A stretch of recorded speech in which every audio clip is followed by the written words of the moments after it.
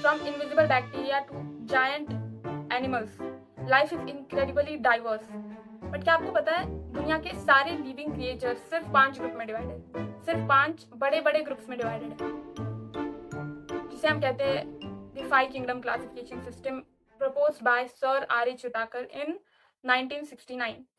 He classified all the living organisms present on Earth in 5 groups. He classified all the living organisms present on Earth on the basis of 4 categories, which is cell type, cell numbers, mode of nutrition and reproduction.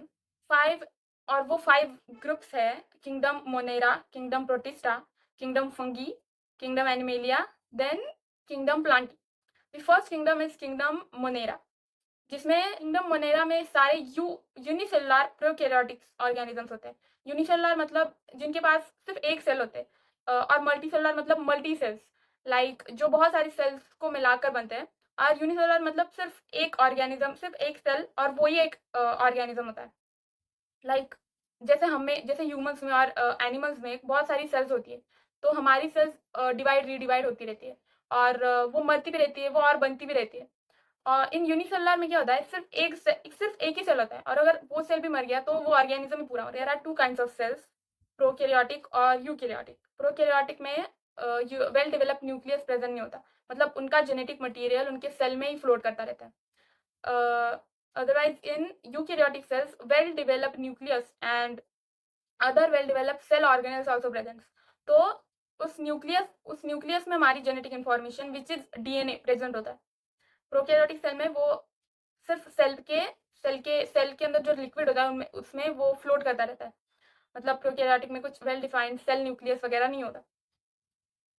जो सारे micro organism, microscopic micro organism जो होते हैं,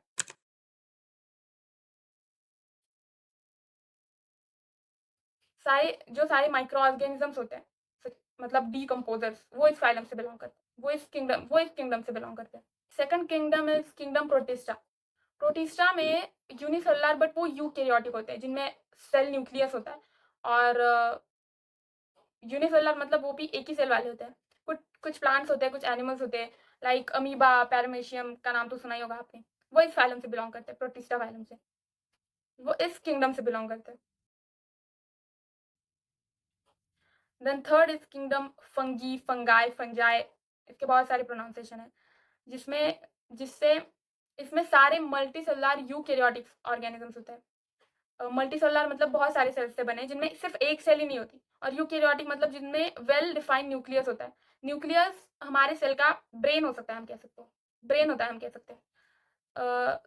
third kingdom is fungi, जिसमें सारी fungi मतलब सारे fungi के स्पीसीज होते हैं, लाइक मशरूम भी इसी फाइलम से बिलोंग करता है.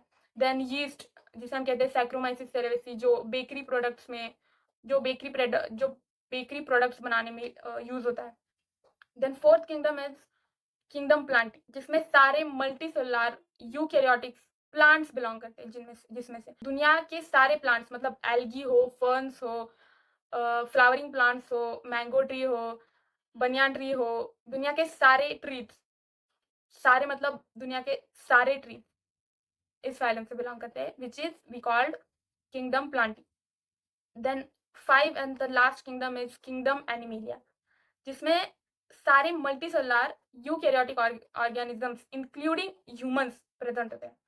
एनिमेलिया में एनिमेलिया अगेन डिवाइड होता है 2 टाइप्स में, मतलब जिनमें नोटोकॉट प्रेजेंट है और जिनमें एनिमेलिया में सारे हेटेरोट्रॉपिक ऑर्गेनिज्म बिलोंग करते हैं. सच मतलब वो अपने न्यूट्रिशन के लिए दूसरों पे डिपेंड होते हैं, मतलब दूसरों पे मतलब प्लांट्स पे या फिर एनिमल्स पे डिपेंड होते हैं. Heterotrophic, there are 2 types of mode of nutrition, heterotrophic and autotrophic, and also phototropic.